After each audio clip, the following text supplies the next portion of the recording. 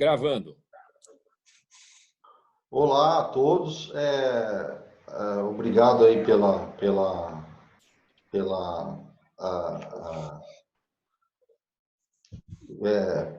visão do nosso vídeo aqui que nós resolvemos gravar.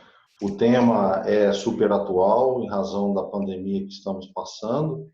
Nós vamos falar um pouco sobre acidentes do trabalho em tempos de pandemia.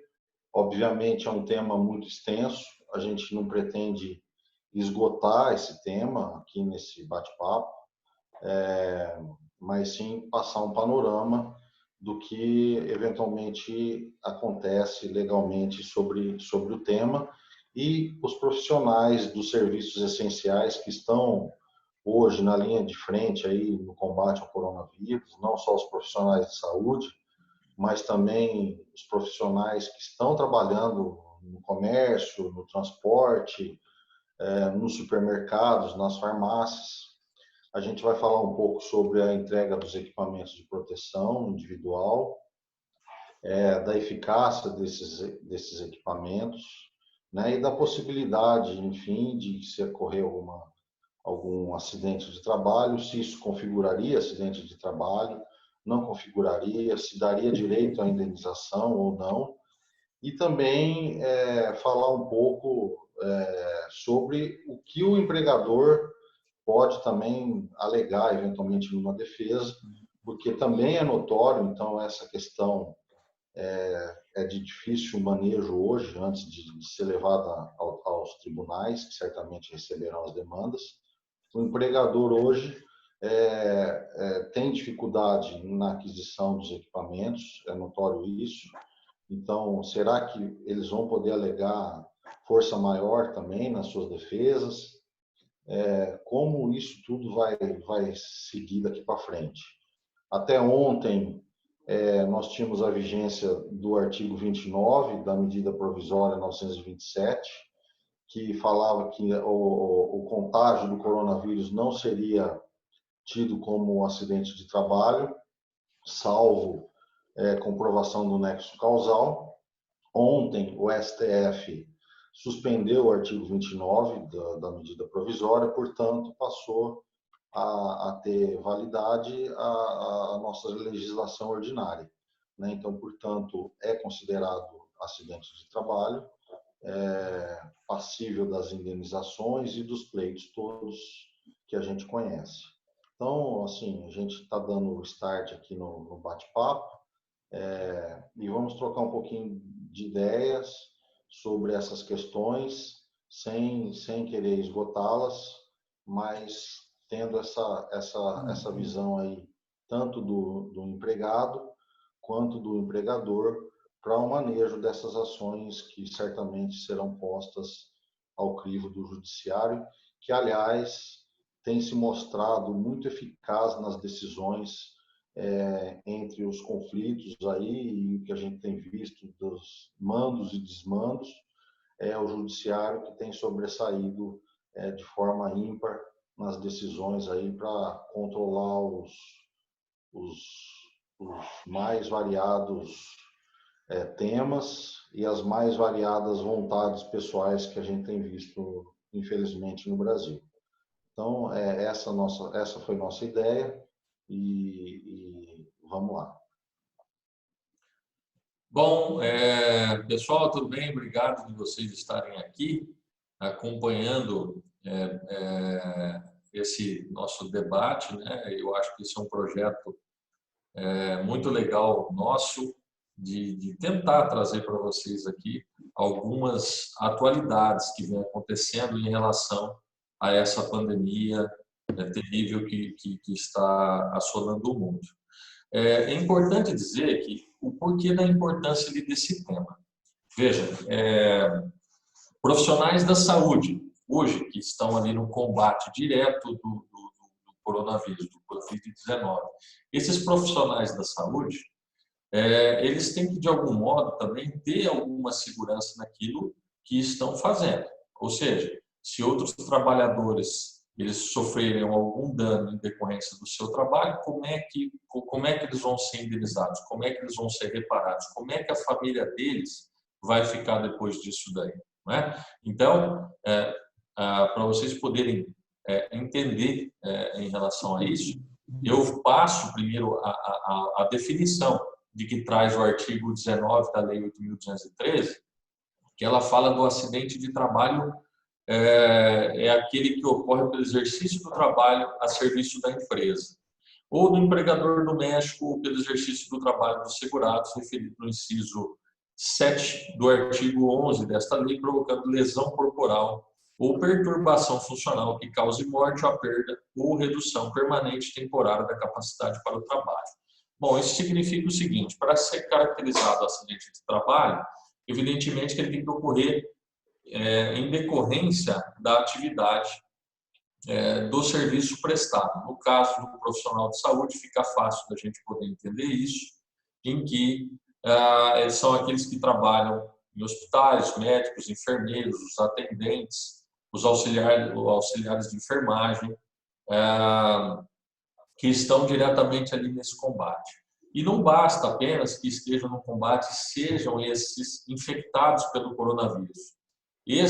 Essa infecção, ela tem que ocorrer uma lesão que cause a perturbação funcional, que cause essa morte ou perda da redução da capacidade laborativa. Eu até hoje ainda não vi, sinceramente, porque os casos são novos, em relação à perda ou redução dessa capacidade laborativa. O que a gente tem de notícia é que ou a pessoa acaba melhorando, se curando do coronavírus, ou ela vem a óbito. Eu não vi ainda algum caso que tenha redução de sua capacidade para o trabalho, ou seja, ela não pode mais retornar ao mercado de trabalho naquela função que ela desenvolvia. E também, aproveitando essa Lei 8.213 de 91, o seu artigo 21, ele equipara o acidente de trabalho à doença proveniente de contaminação acidental do empregado no exercício da sua atividade.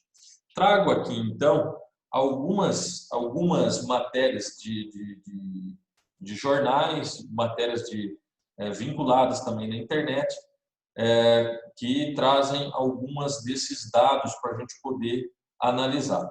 Enfermeiros denunciam o uso de capa de chuva contra o coronavírus em São Paulo. Isso na falta de equipamento de proteção individual, eles estão se virando como podem. Evidentemente que o risco disso é um risco potencializado à saúde do trabalhador.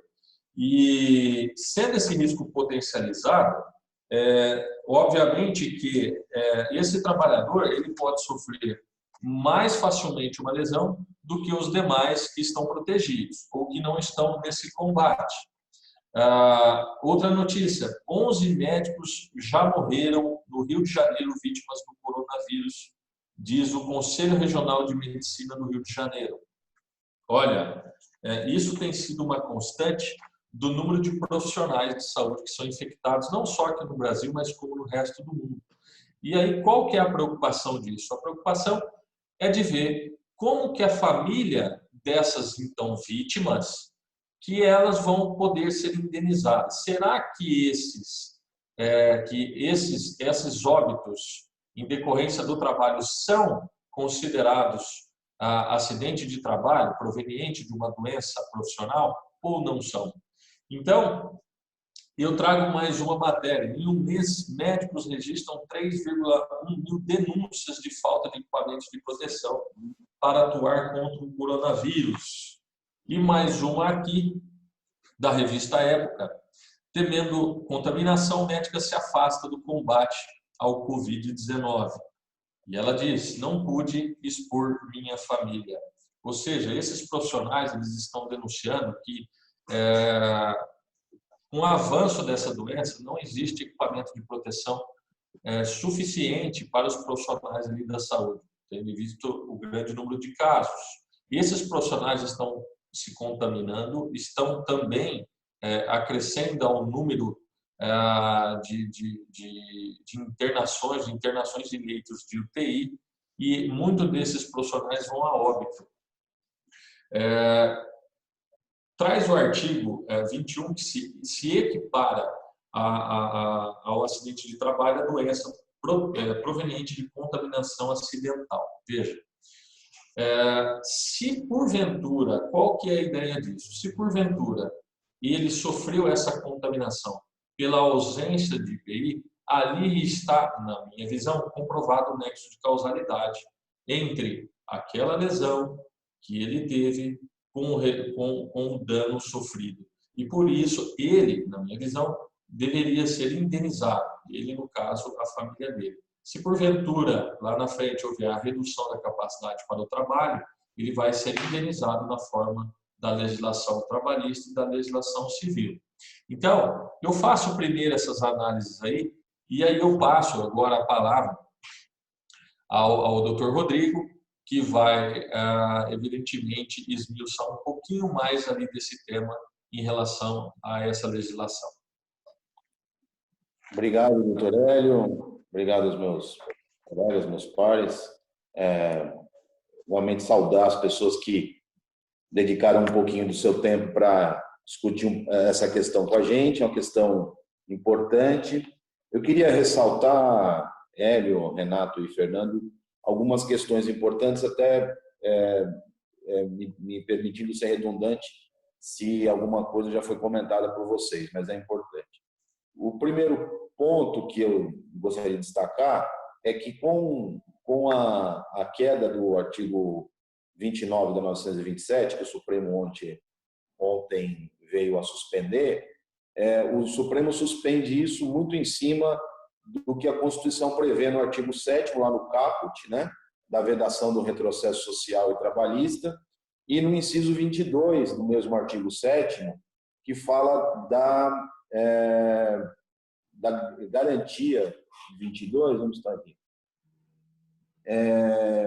redução dos riscos inerentes ao trabalho por meio das normas de saúde, higiene e segurança. Então, no próprio texto constitucional já há essa preocupação do legislador, do constituinte, com a segurança do trabalhador, com as normas de saúde e segurança do trabalhador.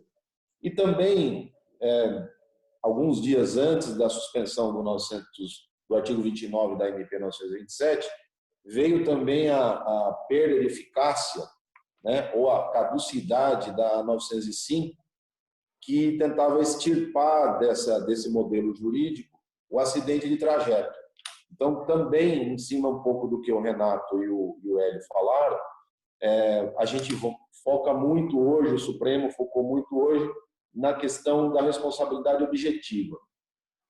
Havendo o nexo causal e havendo o agravo à saúde do trabalhador, a gente tem configurado aí a doença profissional, que se equipara, como o doutor Hélio acabou de mencionar para nós, ao típico acidente de trabalho. Então, o nexo causal me parece muito forte, e o nexo causal dentro do acidente de trabalho ele pode ser atenuado ou eliminado, né? A gente elimina a questão da doença, se comprovado não só o uso do EPI, não só o fornecimento do EPI, mas ao fornecimento adequado, né? Quando a gente fala de EPI, que são os equipamentos de proteção individual do trabalho, todos eles têm que ser autorizados pelo Ministério do Trabalho, Ministério do Trabalho e Emprego atualmente, né? Ele tem um CA, um certificado de autorização, identificando que aquele EPI atende à necessidade para a qual ele se destina. Então, hoje muito se vê a questão das máscaras, né? Quais máscaras serão entendidas como EPI? A gente, me parece que ainda não tem uma regulamentação expressa, mas a gente tem uma regulamentação médica da Anvisa, que a máscara que apresenta eficiência para a redução do contágio é aquela máscara N95, aquela famosa bico de papo. Então, me parece que é essa máscara que tem que ser fornecida, né? Se houver um fornecimento de uma outra máscara que não atenda a essa condição de especificidade, o EPI não está sendo fornecido da maneira adequada. Esse é um ponto importante que a gente precisa dar uma discutida.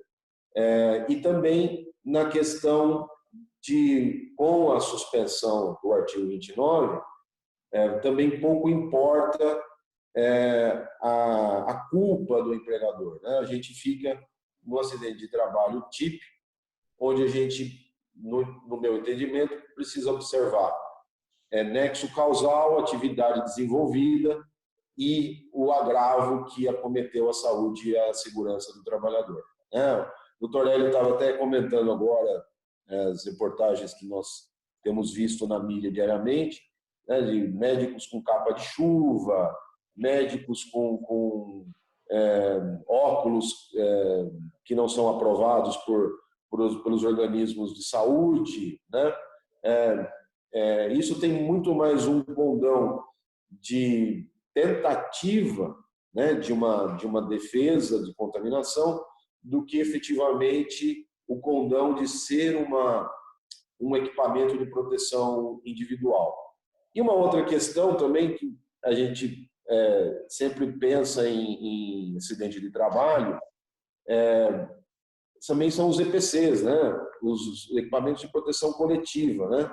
Se você tem a higienização adequada do local de trabalho, se você vai ter exaustores, se você vai ter câmaras de higienização, como têm sido instaladas agora em hospitais, em portas de enfermaria. É tudo muito novo, a sociedade tem corrido um pouco aí contra o tempo nessa questão, mas voltemos lá para o artigo 7º da Constituição, né? No seu inciso 22.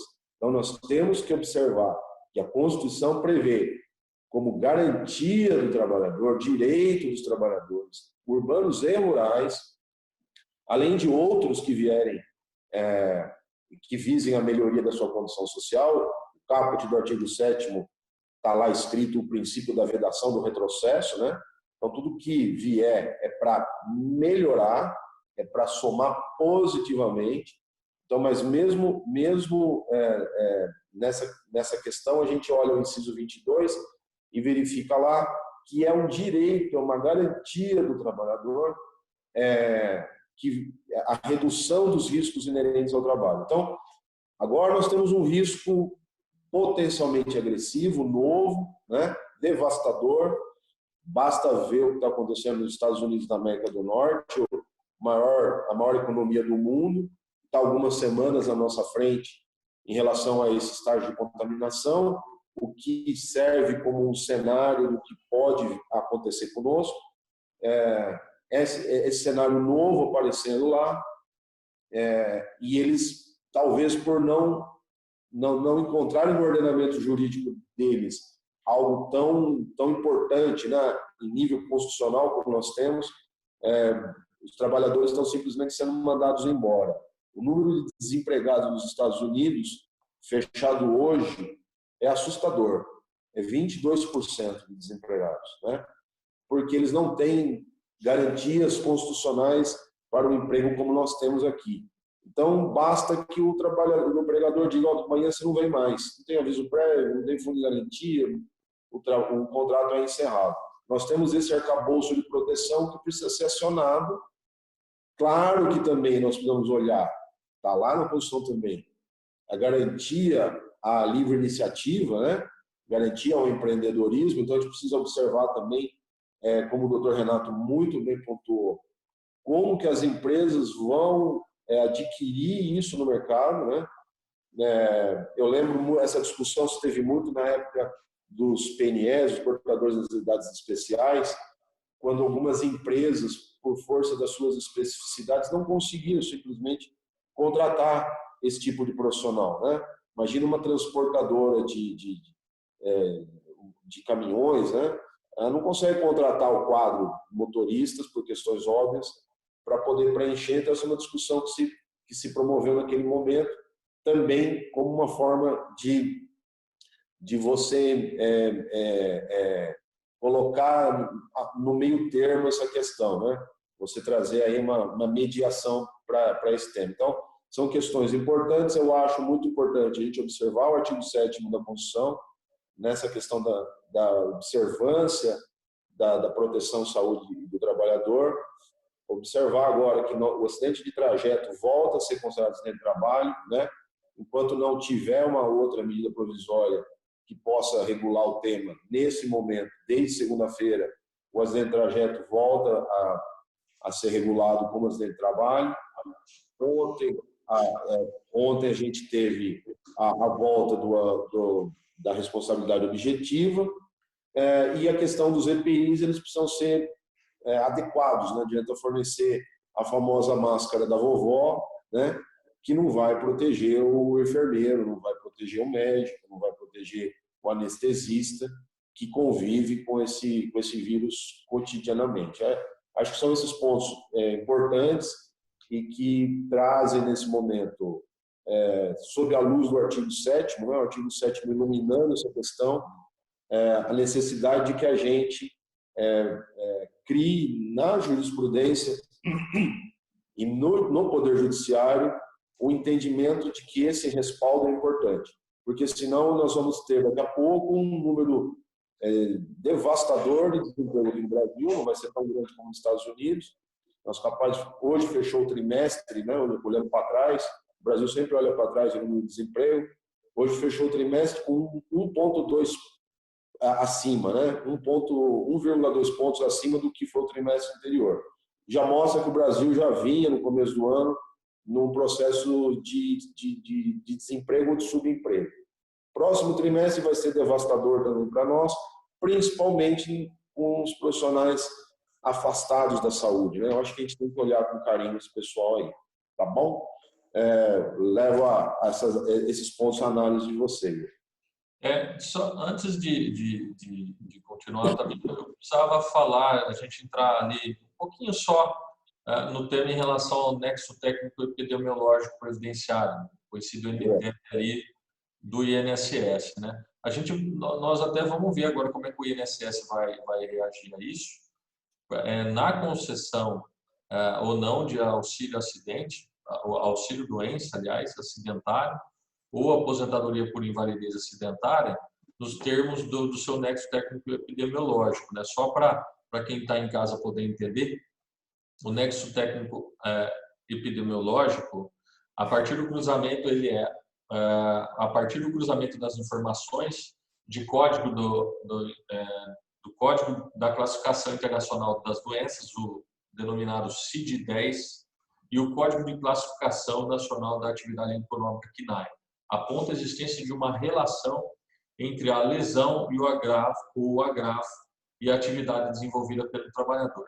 É ele que, para o INSS, que estabelece o nexo de causalidade entre a atividade desenvolvida pelo trabalhador e aquela lesão que ele teve. Vamos ver como é que o INSS vai se comportar, se ele vai considerar esses casos nas estatísticas do NTEP.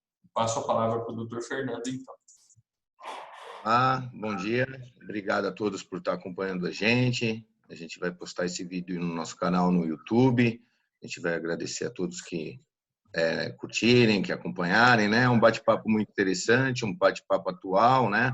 O tema é um tema muito atual também, né? A gente está falando do acidente de trabalho em época de coronavírus, né? Na época da pandemia, muito já foi dito, né? A gente está tendo uma aula aqui com os professores aí muito gabaritados a esse respeito.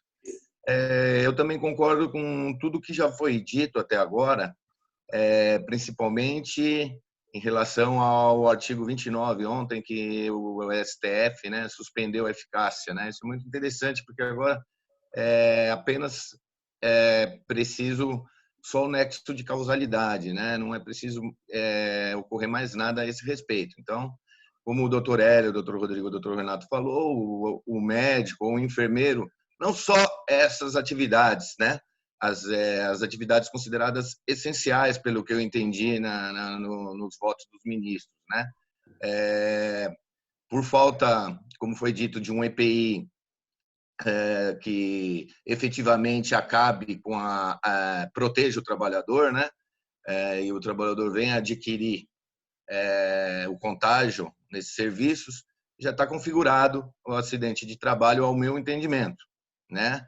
Temos também, como o doutor Rodrigo disse, com a revogação da medida provisória 905 também, aí a gente vai entrar num dilema, né? O trabalhador que for ao trabalho e for contagiado, ter pego o vírus no acidente, no trajeto, é considerado acidente de trabalho ou não? Isso aí só a jurisprudência vai dizer para a gente. A gente tem que analisar um pouco também o que aconteceu com outras pandemias passadas, né? Como a HN1, como só a jurisprudência vai nos dizer a respeito disso, para que a gente possa efetivamente ter decisões no judiciário, né, que garantam, como o doutor Rodrigo disse lá no artigo 7º, no artigo 22 da Constituição Federal, né, que garantam esse direito ao trabalhador, né?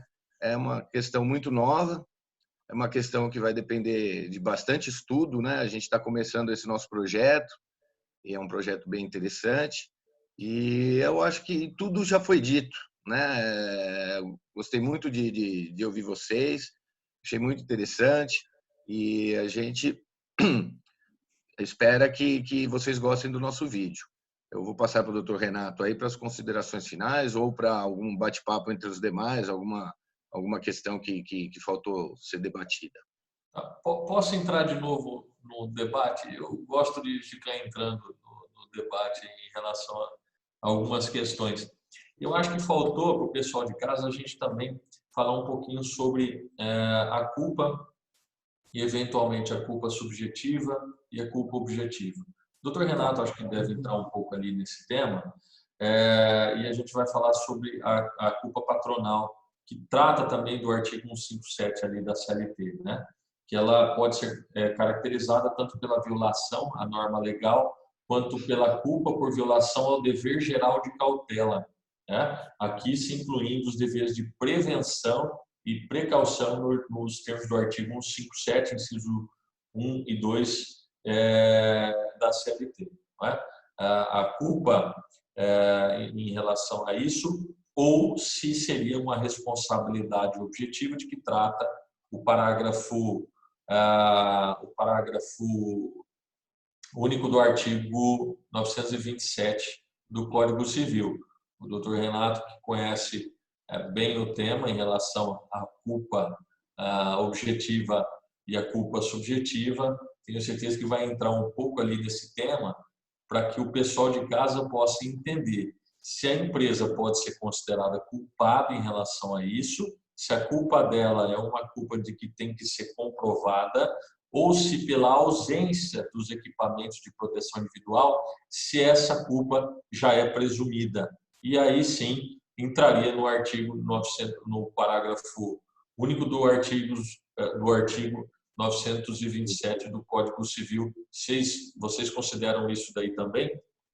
Tá, deixa eu só jogar um último salzinho antes de passar para o Renato. Tá.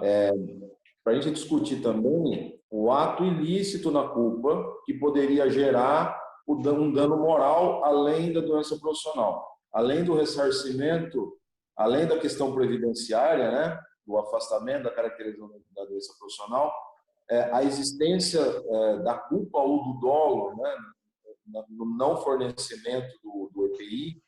Eu levo para o Renato também pensar essa questão.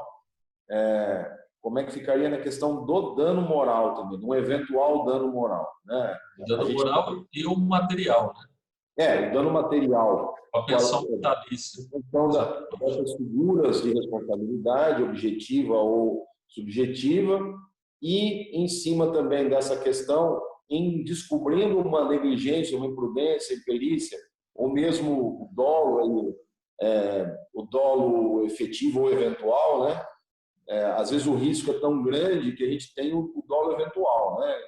A falta de técnica também falta de técnica do trabalhador em utilizar o equipamento individual também, né? Por culpa da empresa. Exato.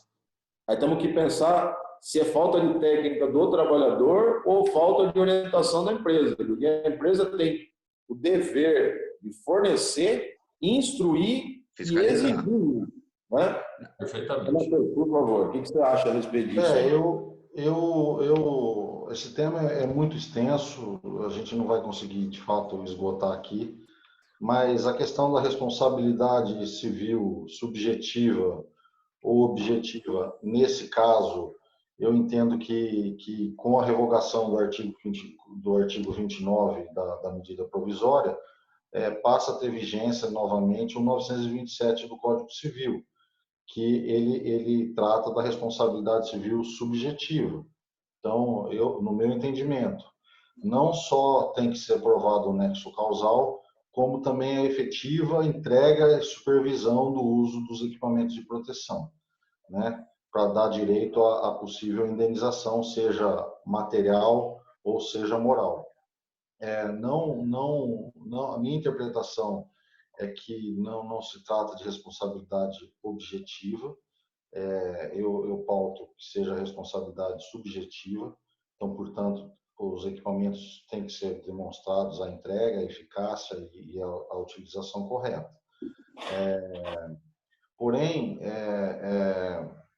eu reforço a tese de como a defesa do empregador seria utilizada nesses casos, né? Hoje, de fato, como vocês expuseram muito bem, a gente vive um percalço sem um histórico igual, uma demanda enorme. Imagina o tanto de equipamento de proteção que cada profissional de saúde tem que usar diariamente. Se a máscara contamina a cada minuto, então ele tem que trocar essa máscara com uma constância enorme, todos os dias. E você multiplica isso pelo tanto de pacientes, pelo tanto de hospitais, pelo tanto de profissionais que estão utilizando isso. Então, veja, a demanda mundial por equipamentos, por insumos de segurança, não está dando vazão. A gente vê esse problema em todos os países, né? E será que os empregadores sérios, eu não estou falando daquele que de fato burla as normas, mas daquele que tem tentado de todo custo adquirir os equipamentos corretos, fornecer esses equipamentos aos funcionários e não tem conseguido. Então, como isso vai ser visto pela justiça, né? O caso fortuito, a força maior, serão oponíveis nesses casos, né? Os empregadores poderão se valer dessa tese para se verem livres de eventuais indenizações. É justo isso também. Então, são todas essas questões maiores que eu vejo que vão ser basiladas na justiça, nas decisões judiciais, que, como bem falou o Rodrigo, são questões recentes, que ainda a gente não tem demanda correndo com relação a isso, e que certamente vão ser discutidas mais profundamente na justiça. No meu modo de ver, ratificando o que eu acabei de falar, é que para haver as indenizações, há que se comprovar efetivamente a responsabilidade subjetiva. Eu não entendo haver responsabilidade objetiva nesse caso. Com a efetiva entrega dos equipamentos e eventualmente, o nexo causal. Mas são questões de grande complexidade, difícil de se esgotar num bate-papo rápido, que a gente se propôs a levantar esses temas, questionar e ponderar os pensamentos, né, divergentes e convergentes sobre esse tema. O 927 do Código Civil autoriza as indenizações, o ato ilícito, que é o que configura o direito à indenização, e esse ato ilícito, em tese, no primeiro momento, seria a falta de entrega dos equipamentos de proteção adequados, né? Mas, em razão dessa pandemia, eu entendo que existem mais nuances a serem analisadas do que simplesmente a entrega ou não entrega, porque, de fato, existe uma questão maior de demanda, de dificuldade, que isso ainda não foi discutido e nem apresentado judicialmente. Até porque, Renato, só indo nessa sua mesma tese aí, né? Por exemplo, a falta de máscaras, aí o médico, às vezes, ele vai ter que arriscar sua própria vida uma vida maior, né? Então ele às vezes mesmo sem máscara, ele mesmo, né, quer atuar para ajudar uma vida alheia. É um assunto muito complicado, né? Porque pela falta de máscara aí o funcionário, o médico, por exemplo, ele não vai poder salvar uma vida pela falta de um equipamento que o proteja, né? Não por culpa do empregador, mas por culpa da falta no mercado, né? Pela essa grande quantidade de vírus que está pelo mundo inteiro, né? Pois Então, é, e só cortando também, e é justamente o ponto que eu chamo a atenção do parágrafo único do 927, né? Porque é o que diz a legislação, e a gente vai ver como é que esse profissional vai ter essa proteção ou não, diante do fato, inclusive, dele dar a sua vida sem saber se ele vai ser segurado daquilo lá. Como é que vai ficar a família dele com relação a isso? Até por isso que eu trouxe essa matéria de uma médica que, eu não vou dizer que ela fugiu à luta, mas que ela, evidentemente, que ela pensou na família dela e com medo disso, pela ausência, inclusive, de informações corretas e precisas em relação a essa pandemia. Então, é de fato um tema muito tormentoso para que a gente fica como é que os tribunais vão poder decidir essa questão, porque a vida é o primeiro naquele rol de É o bem direitos, maior, né? de direitos fundamentais de que traz o artigo 5º da Constituição, a proteção ao direito à vida é o primeiro. Então, como é que vai ficar isso daí em relação ao tema, né, que a gente está trazendo aqui? Vai de encontro justamente o parágrafo único do 927, que fala, inclusive, da teoria do risco. Não é? É o que fala da teoria do risco, ou seja, se aquele trabalhador foi colocado um risco excessivo perante os demais, a responsabilidade não seria subjetiva e sim objetiva. e aí, só em cima do que você disse na tua primeira exposição, eu acho que a gente vai poder mensurar esse risco excessivo a hora que mapear o nexo técnico epidemiológico. Perfeito. Isso ainda é muito na teoria, né? A gente não conseguiu mapear. A gente mapeia uma questão muito mais pessoal do que científica nesse momento, né? Mas na hora que a gente tiver dados compilados cientificamente para mostrar o impacto disso ou a circulação disso no ambiente de trabalho de determinadas profissões, como o Fernando falou, né? A gente pensa muito no enfermeiro, no médico, mas a gente não pode esquecer do cobrador do ônibus, né? Do cara que faz a limpeza do metrô, o porteiro do edifício, entendeu? Então, esse cara está lidando com o público e com públicos, né? Diariamente, né? Então, hoje, por exemplo, eu recebi a informação que o porteiro aqui do edifício onde a gente tem o escritório foi afastado com coronavírus, né? Vixe, O Gilmar, o porteiro aqui um dos porteiros do prédio, está afastado. Ele recebe mercadorias o dia inteiro, ele recebe público o dia inteiro, ele lida com correio o dia inteiro. Entendeu? Não foi fornecida uma máscara para ele, ele tinha lá um tubinho de álcool gel lá na porta. Aí eu acho que... Outro caso que é... Tentei adquirir a máscara, não tem no mercado. Como é que os porteiros, como é que isso está circulando entre os porteiros, que nem o doutor Hélio falou, né? Vai dar um nexo técnico epidemiológico para porteiros de edifício, para cobrador de ônibus, para pessoal da limpeza do metrô e tal. A gente pensa sempre no profissional de saúde, mas existem outras categorias aí envolvidas, policiais militares, né? Existem outras categorias envolvidas. Só te cortando aí, tem as domésticas também, né? Vai trabalhar na casa dos patrões que estão infectados e acaba adquirindo vírus, né? Tem vários, os motoboys, né? Que nem você tá dizendo aí, Rodrigo. Bom, pessoal, urge o tempo. É uma questão embrionária que a gente se propôs a discutir as ideias hoje, as possíveis reflexos disso no dia a dia e sem a pretensão, como eu disse no início, de esgotar o tema. Esse tema ainda vai ser muito debatido e a gente agradece aí a colaboração de vocês. Novos temas virão também, viu? Novos temas virão. Novos temas virão. Bem. E agradecemos muito a presença e a paciência de vocês em discutir com a gente esse tema. Muito obrigado a todos. E se alguém tiver alguma dúvida, pode postar no vídeo lá que a gente responde lá nos comentários. Obrigado, valeu. Valeu.